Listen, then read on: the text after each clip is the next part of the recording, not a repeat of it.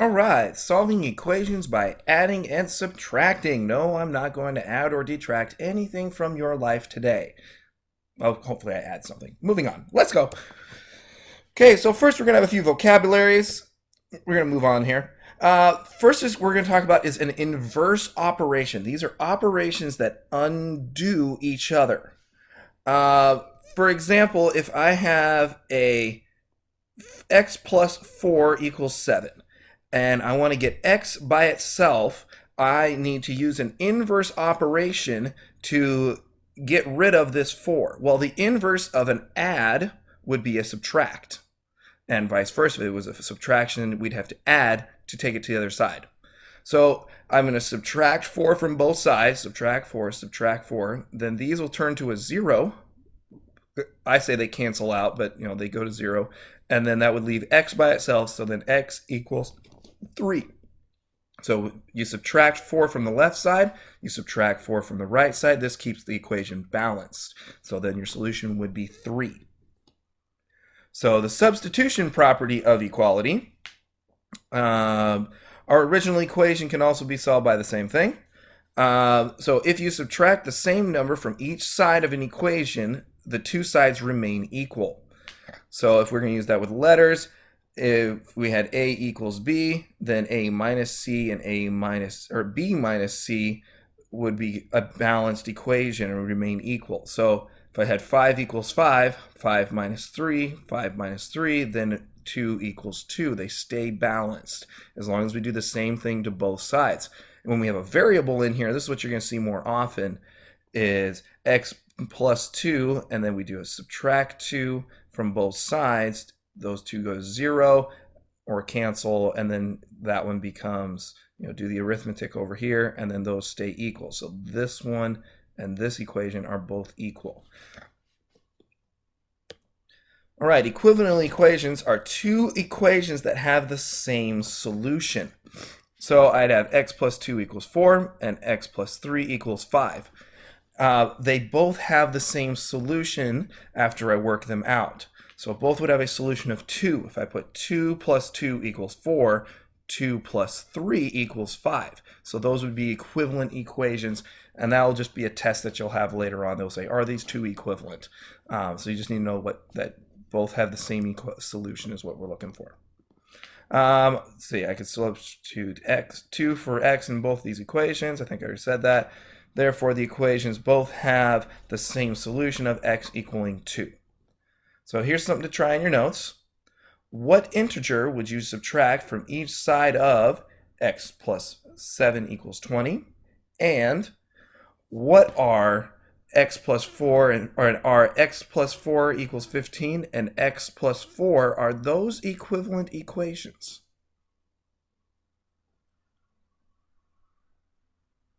All right, so you'd have to find the opposite of 7 here. So positive 7, you would take a negative 7 to get that one.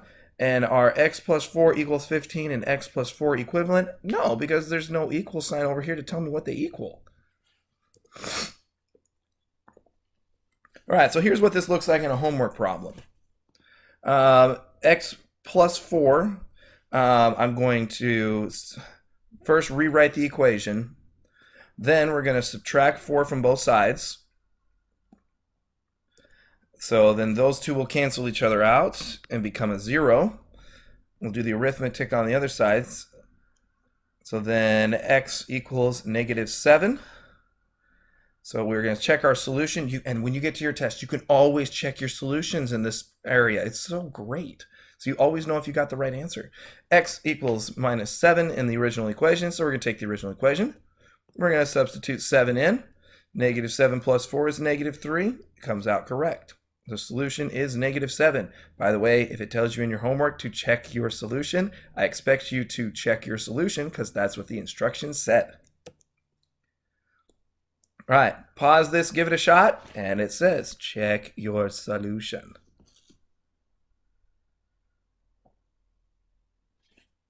All right, so over here, let's try it. So we'll rewrite the equation. Okay, I do it slightly different. I like working vertical rather than sideways. So I'm actually just going to say the opposite of this is negative 7. minus 7 on both sides. I love this. This little crisscross T thing. Those cancel out. I bring my y down. So if y equals 7, or 3 minus 7 is negative 4. Check my solution. Negative 4 plus 7 equals 3. And 3 equals 3. Wait, 4. So yes, that is a true statement. My answer is 4. Negative 4. This is not my day. All right, graph this on a number line. If it says that in your worksheet, it'll probably have the number line for you. So graph this solution. First, we're going to write the equation. Then we're going to subtract 8 from both sides. Then we're going to simplify by canceling these two out, doing the arithmetic on this side. The solution, negative 1. To graph this solution, we're going to draw a negative 1, or a dot at the negative 1 on the number line. So I'd have a number line, and I'd put the dot on negative 1. All right, try this one on in your notes.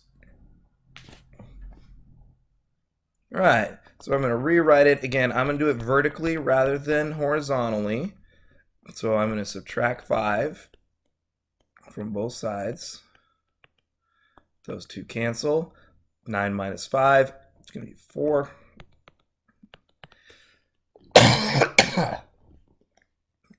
X equals 4. So if I have a number line, I put a dot right there.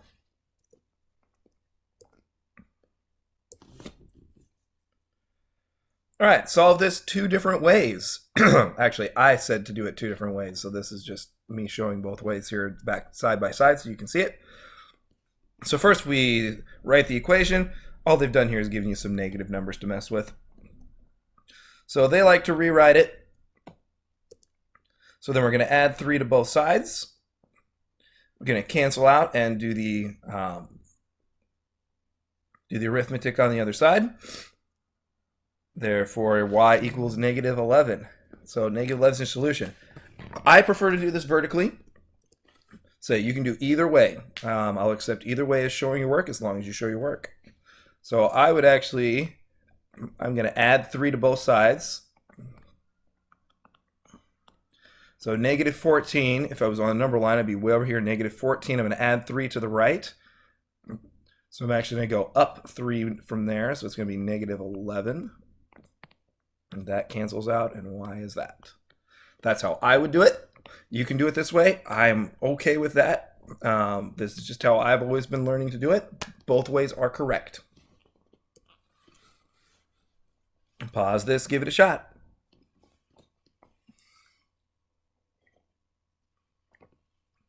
All right, so let's rewrite it first. So I'm going to add 2 to both sides. Draw my crisscrosses here. These 2 cancel. Negative 9 is going to go to negative 7.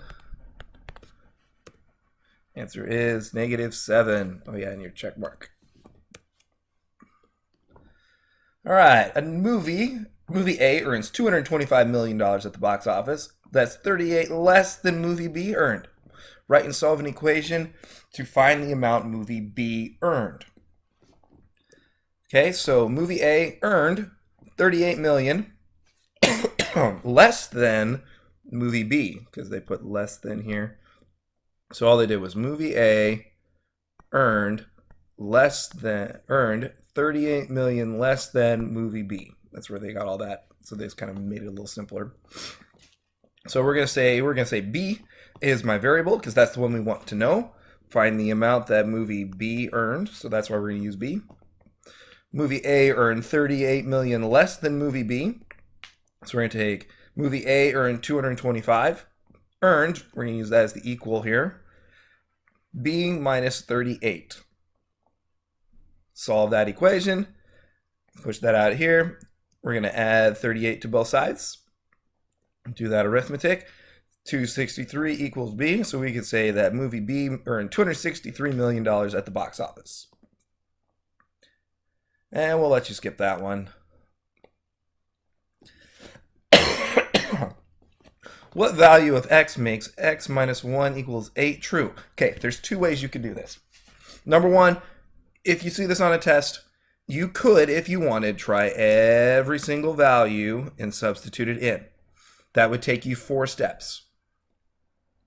I can do it in 2 and guarantee that I'm going to do it faster. I can just add 1 to both sides. 1 step, x equals 9. And then figure out what it is. So I can do it in 2 steps. So I feel like that's going to take less work than guessing. You could process of elimination and be like, okay, these two aren't going to work, and that's 2 steps. I totally think this is the best way to do it. So the book says, read the test item, solve the test item first, add 1 to both sides, which we did, simplify, answer A. All right, pause this, give it a shot.